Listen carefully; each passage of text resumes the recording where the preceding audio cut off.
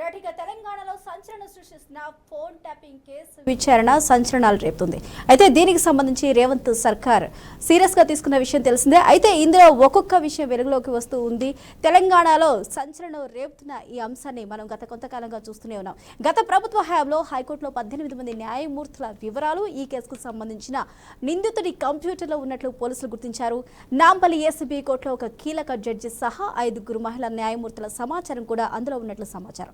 మరొకవైపు ప్రధాన నిందితులు ప్రభాకర్ రావు, శ్రావణ రావులపై ప్లొక్మెంట్ అపాయింట్మెంట్ అస్త్రాన్ని ప్రయోగించేలా పోలీసులు కసరత్తు చేస్తున్నారు. ఇదే అంశానికి సంబంధించి పూర్తి అప్డేట్స్ మా ప్రతినిధి ధనుంజయ్ అందిస్తారు. Dhananjay, over to you.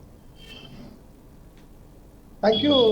ప్రస్తుతం మనం తెలంగాణ రాష్ట్ర వ్యాప్తంగా ఫోన్ ట్యాపింగ్ వ్యవహారం రోజుకు మలుపు తిరుగుతుందని చెప్పొచ్చు. గత 3 రోజులుగా చూస్తుంటే బెయిళ్లతో దద్దరిల్లిపోయిన తెలంగాణ ఫోన్ ట్యాపింగ్ కు సంబంధించిన కేసులు అనేక కీలక పరిస్థితులు కనిపిస్తున్నాయి. ఇప్పటికే తెలంగాణ రాష్ట్రంలో ఈ ఫోన్ ట్యాపింగ్ వ్యవహారాన్ని సైతం కాంగ్రెస్ ప్రభుత్వం సీరియస్ గా తీసుకుంది. రేవంత్ రెడ్డి సర్కార్ ఇప్పటికే దీనిపై పూర్తి స్థాయిలో దృష్టి పెడుతున్న పరిస్థితి మనం చూస్తాం. ఎందుకంటే ఫోన్ ట్యాపింగ్ కేసులో అనేక అవకతవకలు జరిగినట్టు మనకు ప్రాథమికంగా విచారించిన తర్వాత దీనిపై స్పష్టమైన ఆదేశాలతో రేవంత్ సర్కార్ వెళ్తున్న పరిస్థితి చూస్తున్నాం. ఇందులో భాగంగానే తెలంగాణలో చూస్తుంటే మనకు సంచలనమైన విషయాలు సైతం రోజు రోజు వెలుగులోకి వస్తున్నాయి. ఎందుకంటే హైకోర్టులో పనిచేస్తున్న 18 మంది న్యాయమూర్తుల వివరాలు సైతం ఈ కేసులో సంబంధించిన నిందితుడిని కంప్యూటర్లో ఉంచుతున్నట్టు ప్రాథమికంగా గుర్తించారు. దీంట్లో భాగంగానే దీనిపై పూర్తి స్థాయిలో విచారణ చేపట్టేందుకు ఏసీబీకి సంబంధించిన కోర్టుకు సభ్యులు దీనిపై విచారణకు ఆదేశాలు సైతం చేస్తున్నారు. ఎందుకంటే ఏసీబీ నాంపల్లి కోర్టులో కీలకమైన ఏదైతే జడ్జి 5 పాటు మహిళా న్యాయమూర్తులకు సమాచారం కూడా అందులో ఉన్నట్టు మనకు ప్రాథమికంగా తెలిసింది. దీంట్లో భాగంగానే దీనిపై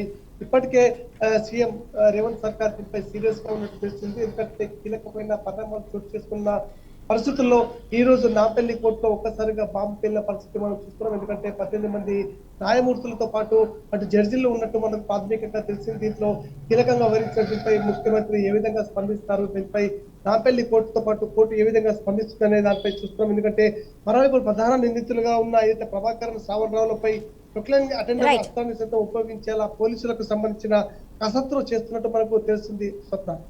రైట్, థాంక్యూ ధనుంజయ్.